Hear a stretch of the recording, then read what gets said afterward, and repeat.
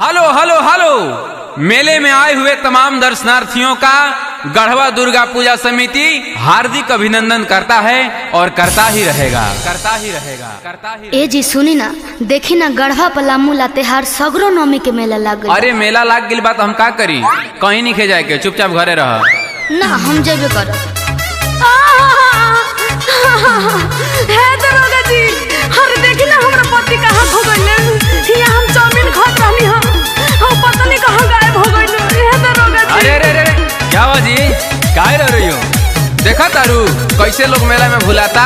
सुना, जीत छोड़ा घर ही रहा।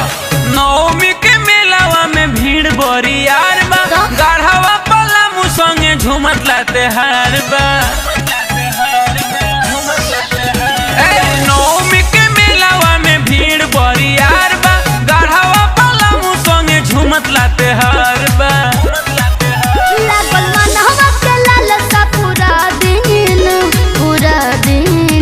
अच्छा ए राजा गढ़वा के मेला घुमा दीना, मैया जी के दर्शन करा दीना।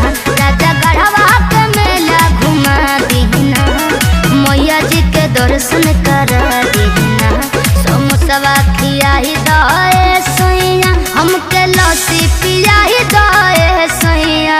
समोसवा खियाही दए सैया, हमके लस्सी पियाही दए सैया।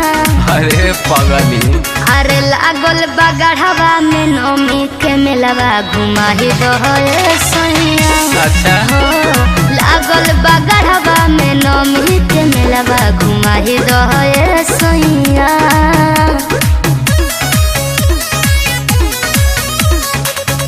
म्यूजिक बाय टिंकू तूफान।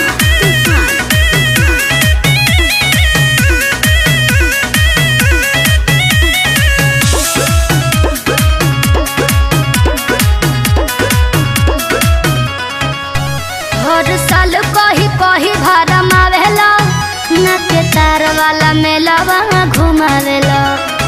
काहे ऐसे करेला? काहे धोइले बारू जिद मोरे धनिया, रह घर बारू नया नोहर कनिया। पलामू के पंडल देखा दीना। चल चल तैयार हो। ए राजा डाल्टनगंज के मेला घुमा दीना, बरगर पिज्जा खिला दीना। राजा डाल्टनगंज के मेला घुमा दीना, बरगर पिज्जा खिला दीना।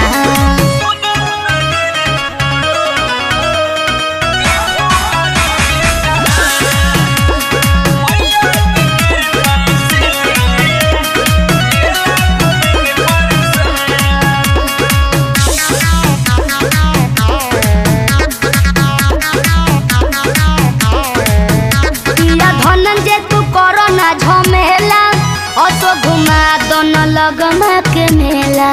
ए जी काजी सुनता नहीं थी काहे करत तारू धनिया तू खेला, बड़ी भारी होला ये मिला के मेला।